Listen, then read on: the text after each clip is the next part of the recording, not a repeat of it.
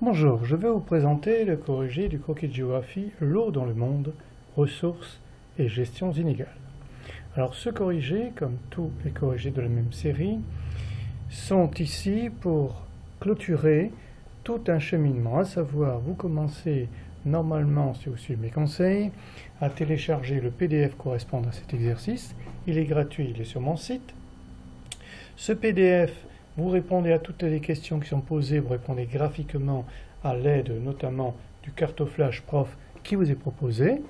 Et vous pouvez, avant de produire votre propre croquis, passer par le mini-carto, c'est-à-dire c'est un logiciel qui vous permet de dessiner des croquis et des schémas sur un écran, donc avec un ordinateur. Et lorsque vous avez fini tout ça, vous comparez votre production au présent corrigé. Voilà, c'est le cheminement que je conseille, et non pas de commencer par le corriger, ce qui serait quelque part tricher. Bien, je sais que vous l'avez fait, donc nous allons procéder à cette correction. Premier écran, bien sûr, le sujet, c'est tout à fait traditionnel. On appuie sur la petite main et on trouve le deuxième écran. Ce n'est pas une publicité, c'est tout simplement quelque chose qui devrait vous inciter, c'est-à-dire une photo qui devrait vous inciter à utiliser un normographe. Moi, je préfère le minigraphe, c'est une production personnelle qui n'est pas en vente, mais qui est donnée gracieusement contre un minuscule don à l'association propriétaire de ce minigraphe. C'est un normographe tout simplement, mais très spécial, qui est utilisé pour les croquis et les schémas de géographie. Alors pourquoi j'insiste sur ce normographe ou ce minigraphe? Tout simplement parce qu'il vous permet de dessiner des figurés d'abord convenables, un carré convenable, un triangle convenable, etc. Des flèches surtout convenables, mais en plus il vous permet de les dessiner de manière proportionnelle, un grand cercle pour une grande ville, un petit cercle pour une ville beaucoup plus petite. Ça vous évitera des œufs de Pâques, même si parfois les examens se passent, du moins les examens blancs se passent en période de Pâques. Il est toujours désagréable pour un enseignant de trouver des œufs de Pâques à la place de Marseille, Lyon ou Paris. Voilà, ceci étant dit, on continue bien sûr avec la petite main. Une méthodologie très courte, c'est-à-dire je vous présente en 5 points comment il faudrait travailler, ce que je viens d'énoncer tout à l'heure. Vous pourrez le relire bien sûr. On clique pour poursuivre, on a la problématique. La problématique, c'est le cœur même du travail.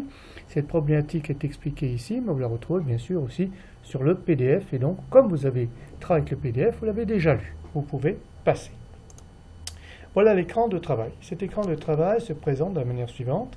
En haut à gauche, ici donc, vous avez un rectangle jaune dans lequel se trouve une question. Cette question est identique à celle du PDF. Évidemment, puisque c'est le corrigé du PDF. Vous avez en face, donc à droite, un autre rectangle plus grand qui est en blanc avec des figurés. Celui-là n'existe pas sur le PDF, bien sûr, puisque là nous sommes en phase de correction. Et vous avez donc tous les figurés qui sont possibles pour réaliser un schéma ou un croquis de géographie, à savoir les figurés ponctuels, linéaires, de surface ou de flèche. Ici, la chance pour vous, il n'y a que des figurés de surface.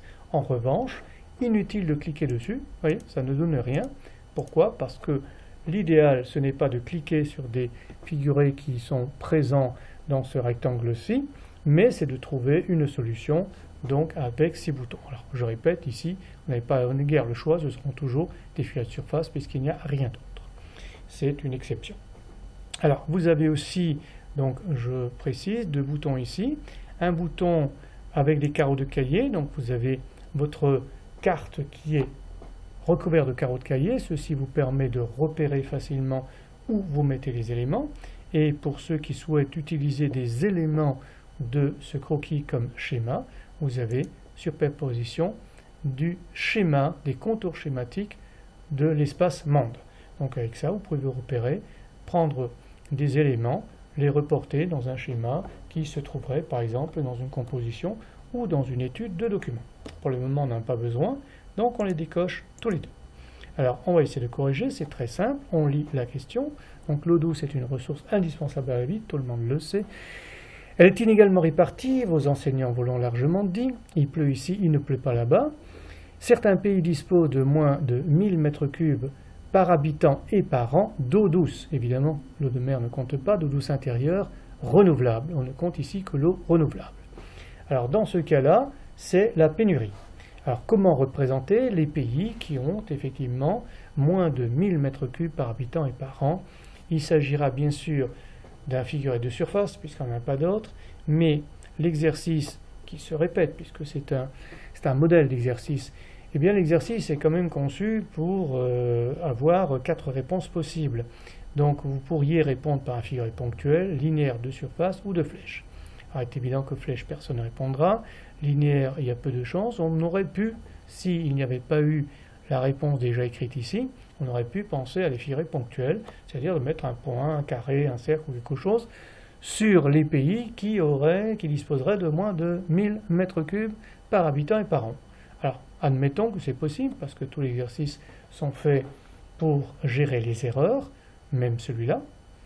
On appuierait sur ponctuel, et il est écrit ici que le figuré ponctuel n'est pas le bon. Évidemment, on le sait. Mais ce qu'il y a, c'est qu'il y a une explication. Il est expliqué pourquoi il n'est pas le bon. Et vous voyez que ce corrigé va très loin, puisqu'il vous explique pourquoi le figuré ponctuel n'est pas bon, alors même que le figuré ponctuel n'est pas annoncé dans les figurés à utiliser pour ce croquis. Donc l'élève qui se tromperait ne verrait pas ici un blanc ou rien du tout. Eh bien, il a une explication. Voyez-vous, cher élève, vous avez cliqué sur figuré ponctuel, ce n'est pas le bon pour telle et telle raison, etc. Pareil pour linéaire, le voir, pareil pour linéaire, et bien sûr pareil pour flèche, sauf que pour flèche, l'explication est beaucoup plus courte, puisque ici, une flèche ne conviendrait alors absolument pas. Alors là, je vous invite dans tous les cas à le lire, même si vous êtes trompé, sauf si évidemment votre souris a mal coché, là c'est autre chose, encore ça n'est pas inutile de lire, mais si vous êtes délibérément trompé, vous avez pensé que c'était ça, lisez bien pourquoi la réponse n'est pas juste. Alors nous savons nous que c'est figuré de surface, mais là aussi, vous voyez, c'est le bon choix, il y a toute une explication qui est donnée. Alors s'agissant d'un figuré de surface, il est précisé pourquoi le figuré de surface est adapté, mais aussi pourquoi cette couleur et pas une autre. Et au-delà du pourquoi ce jaune et pas un rouge, un vert ou que sais-je, eh bien, il est marqué comment reproduire ce jaune. C'est-à-dire qu'ici, il ne faut pas un jaune bien vif, il ne faut pas appuyer sur votre crayon, il ne faut pas qu'il soit trop léger non plus, il faut qu'il soit un jaune atténué. Atténué, c'est-à-dire à peine mis dessus. Alors, comment le faire? C'est précisé aussi. Vous passez votre crayon de couleur jaune de manière assez légère et vous l'étalez tout de suite. C'est ça l'astuce. Alors, l'étaler comment? Il y a 3 solutions. L'une est déjà plus délicate. On prend un bout de buvard et on passe dessus. Les buvards n'existent plus guère. Deuxième solution, on prend un bon Kleenex et on le fait, ça fait l'usage du buvard. Et enfin, troisièmement, vous êtes à l'examen, vous n'avez ni l'un ni l'autre, eh bien, il vous reste quand même 10 doigts, j'espère de moins, il vous reste 10 doigts. Attention à utiliser un doigt par couleur, parce que sinon, ça fera quand même une couleur assez bizarre. Si vous prenez un doigt en rouge et le même doigt après vous passez du jaune, ça fera horrible. Donc, un doigt par couleur, ce n'est pas conseillé. Mais disons que l'élève qui serait devant un examen capital et qui n'a rien d'autre que ça, il pourra toujours l'utiliser. Mais dans tous les cas, il faut étaler la couleur, c'est le secret du figuré de surface. Sans étaler la couleur, vous n'obtiendrez jamais, jamais au grand jamais, un croquis ou un schéma convenable, c'est-à-dire on voit nettement apparaître les tonalités différentes qui font le croquis. Vous allez voir ici comment ça se présente. Évidemment, c'est un ordinateur, mais sur papier, c'est la même chose, à la condition que vous étaliez bien votre couleur. Donc, puisqu'on a trouvé plusieurs choses ici, donc la réponse, bien entendu, on vient d'en parler. Vous avez la légende qui se construit, le figuré qui est en bonne place, et ici, il y a donc, c'est exceptionnel, mais une explication, la source d'où viennent ces données, parce que ici, il me semblait important de le mettre. Alors, bien sûr, sur votre croquis, vous n'avez pas besoin de le noter. Ici, c'est pour avoir une correction, disons, parfaite. Mais sur votre croquis, vous n'auriez pas besoin de noter la source d'où ça vient. Je poursuis donc, puisqu'on m'invite à poursuivre. Deuxième question, donc il y a des pays qui, eux, disposent de 1001, oui, au-dessus de 1000, c'est 1001, et moins de 1700 m3 par habitant et toujours par an, toujours d'eau douce, évidemment. Ce n'est plus la pénurie, mais c'est encore insuffisant. Il n'y a pas assez d'eau, en réalité, pour dire que tout va bien. Alors, ces pays sont dits en stress hydrique. Stress, ça y est, on a peur, on a quelque chose, c'est le stress. Stress hydrique, c'est de l'eau hydrique. Alors, comment représenter ces pays? Évidemment, on le sait très bien, c'est un figuré de surface, il n'y a rien d'autre. Donc, on clique immédiatement sur surface, et là, on s'aperçoit que c'est encore un jaune. Mais il est bien expliqué ici que ce jaune doit être beaucoup plus clair. Alors cette fois-ci, on passe à peine avec le crayon de couleur sur la feuille et tout de suite on l'étale pour que ce jaune soit plus clair que le précédent. Alors ça veut dire quoi? Le jaune, c'est la couleur traditionnellement utilisée pour dire c'est aride, c'est sec. Le désert n'est pas tout à fait jaune, c'est un brun légèrement jaune, mais bon, on le représente en jaune, donc c'est aride, on le dessine en jaune. Là, c'est pas aride directement, c'est moins aride, mais il n'y a pas assez d'eau. Donc on ne peut pas le mettre en une autre couleur que la couleur qui se rapproche de l'aridité. C'est un jaune, mais un jaune plus clair, et on voit très nettement ici, puisque la tonalité était bien mise, c'est qu'il y a déjà une différence, une hiérarchie, dit-on, entre jaunes. Un jaune plus prononcé, une aridité importante, c'est-à-dire en fait un manque d'eau. Ce n'est pas une aridité où il ne pousse rien, c'est un manque d'eau par rapport au nombre d'habitants.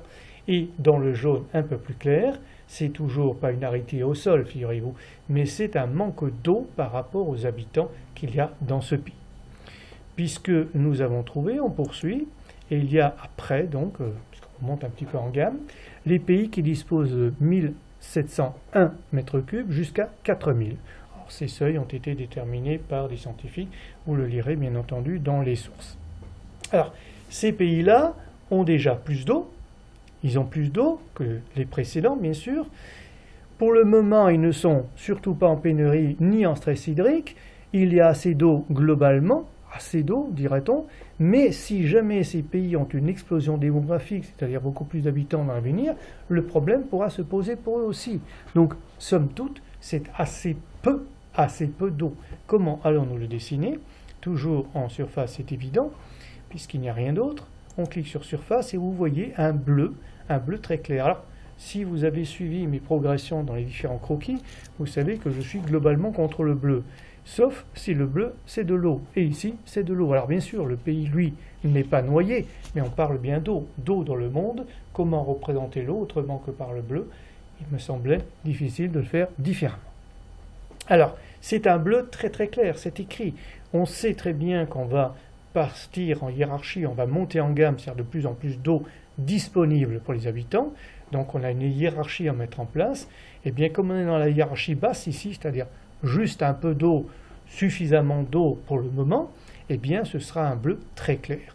Alors on va faire comme pour le jaune, mais on va d'ores et déjà opter pour un bleu qui se trouve dans votre boîte de crayons de couleur, le bleu marine, quelque chose de pas trop noir, parce qu'il y a le bleu qui est plus foncé, le bleu nuit, il y a des bleus qui sont trop clairs, donc on prend celui qui est au milieu, un bleu marine un peu foncé, un bleu bien prononcé, ou avec lequel on pourra jouer, c'est-à-dire en passant légèrement, on aura quelque chose de très léger comme ici, et puis en appuyant, on aura des bleus de plus en plus foncés, mais toujours très vifs. Alors ici, donc un bleu très très clair, n'oubliez pas, je passe légèrement mon crayon, j'étale vite la couleur, pour avoir mon bleu clair. Je poursuis. Il y a après, on monte toujours en hiérarchie, il y a des pays qui ont de 4001 à 19000 mètres cubes.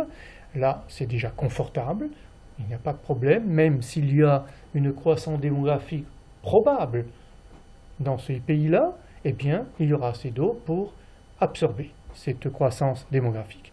Donc, on peut mettre un bleu déjà bien prononcé, mais comme on sait qu'on va monter en gamme, pas trop quand même. Donc on prend un bleu, on étale la couleur correctement et on va avoir ceci. C'est-à-dire, vous voyez bien, le bleu clair de tout à l'heure, il y a de l'eau, mais attention, s'il n'y a plus de population, il y en aura moins pour chacun.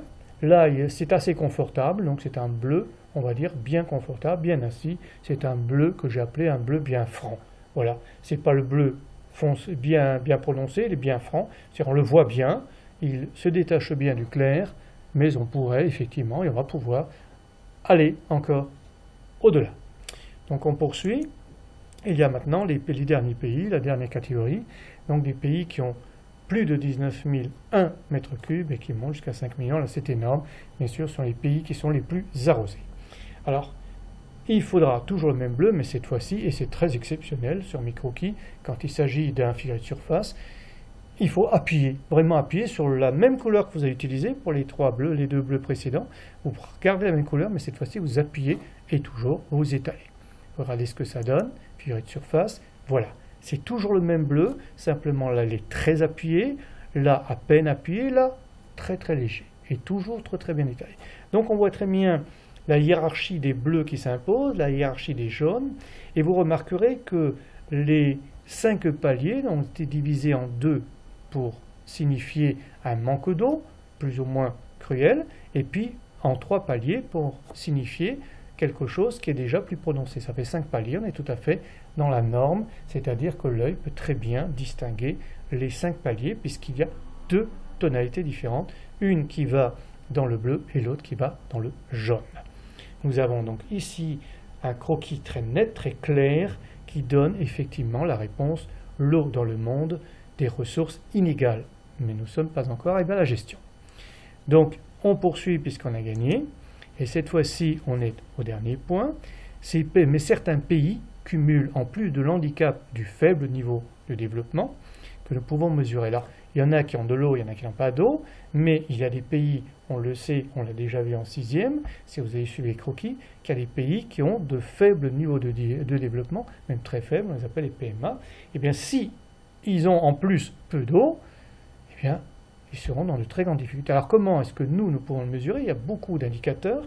Il m'a semblé que l'indicateur le plus pertinent pour le mesurer, c'était le pourcentage de population qui a accès à des installations d'assainissement amélioré, c'est-à-dire tout simplement quand l'eau est utilisée, est évacuée, que ce soit au sanitaire, que ce soit à la douche, etc. Encore, beaucoup n'ont pas de douche, mais toutes ces eaux qui sont donc utilisées, elles sont rejetées, et normalement dans des pays industrialisés développés, ces eaux sont traitées afin qu'elles coulent dans les rivières et dans les mers et les océans propres, et pour qu'on puisse les recycler. Dans les pays qui sont en très grande difficulté de développement, eh bien ces eaux sont jetées à l'air libre. Alors, déjà, il y a une forme de pollution, mais qui peut apporter aussi énormément de maladies.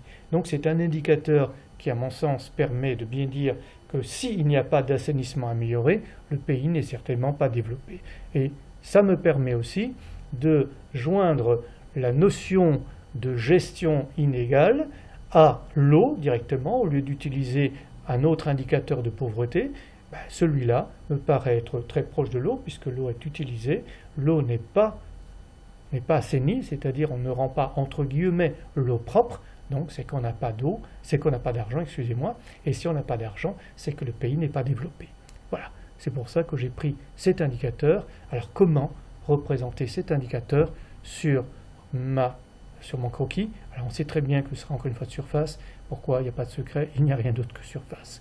Eh bien je clique sur surface et qu'est-ce que je vois? Je vois des hachures. Oui, les hachures font aussi partie de la famille des figurés de surface, et ils sont utilisés lorsqu'il y a déjà en fond un figuré de surface. Et vous voyez très bien que là, les hachures ont été choisies dans un gris un petit peu prononcé. Si vous n'avez rien d'autre, prenez le noir. Mais enfin, on préfère un gris un petit peu prononcé. Il est là, normalement dans votre boîte de crayon couleur. Et en mettant ce gris par-dessus, on se rend très bien compte que beaucoup de pays en dessous sont en jaune. Donc beaucoup de pays qui ont peu d'eau déjà, beaucoup de populations par rapport aux ressources d'eau, sont en plus des pays au développement encore hasardeux ou difficiles. Ils sont en train de se développer. Certains sont carrément des pays les moins avancés, ici en Afrique. Et donc on voit très bien que d'une part, les ressources sont inégales, mais aussi la gestion est inégale. Ces pays n'ont déjà pas d'eau et ne peuvent pas gérer cette eau faute d'argent. Voilà, donc quand on a fini ça, on clique encore une dernière fois dessus, et on a ici le croquis final, avec bien sûr toujours quelques indications de nom, les océans, quelques pays importants. Et puis vous avez vu apparaître aussi, je ne l'ai pas dit tout à l'heure, ici, la deuxième source, c'est-à-dire la source concernant ces installations d'assainissement amélioré. C'est très long, il ne s'agit pas de le mettre sur votre croquis, eh bien vous y mettrez simplement la source elle-même qui est ici inscrite tout au début. Non pas toute cette explication, je ne l'ai mise que pour avoir un corrigé entre guillemets parfait. Et on peut enlever les guillemets, il restera parfait quand même. Donc voilà votre croquis. Je vous invite à le faire et à le refaire, et surtout à l'utiliser tout au long de votre scolarité, parce que ces données sont utilisées tout au long de votre scolarité, notamment par le biais de schémas. Merci de m'avoir écouté jusqu'au bout, et au prochain croquis. Au revoir.